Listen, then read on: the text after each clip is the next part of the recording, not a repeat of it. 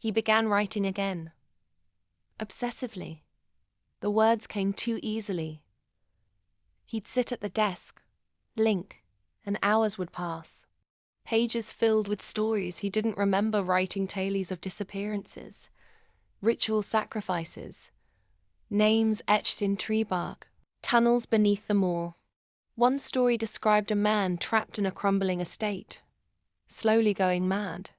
Another featured a creature with no face that wore the skins of its victims and called them by name in the voices of the dead. Then one night he found a story written in his own handwriting titled The Death of Marcus Fletcher. It ended with, "He opened the door, even though he knew better, and the hollow came in. There was a door in the cellar, hidden behind a wall of crumbled brick. One morning, he woke with dust on his fingers and mortar under his nails, though he had no memory of digging. The door was ancient, oak blackened with time, bound in rusted iron. It should not have opened, but it did. Beyond it was a narrow tunnel, slick with moisture and smelling of rot. He followed it down, torch in hand, his breath loud in the quiet. The walls were marked with handprints, some human, some not.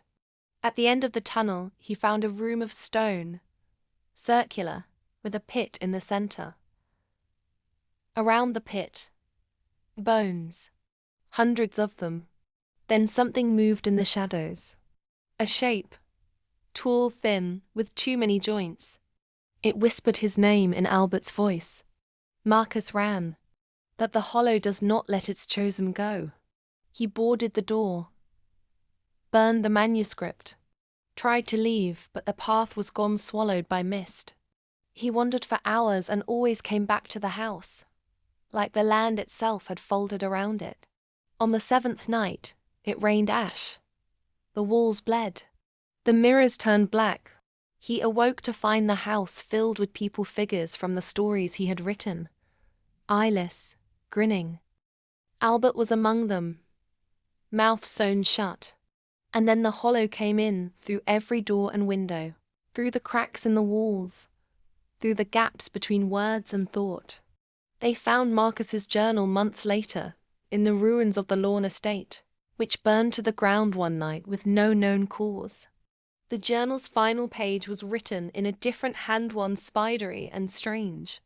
The hollow has no mouth, but it hungers. The hollow has no eyes, but it watches. You read this now. You hear its name. The hollow knows where you are.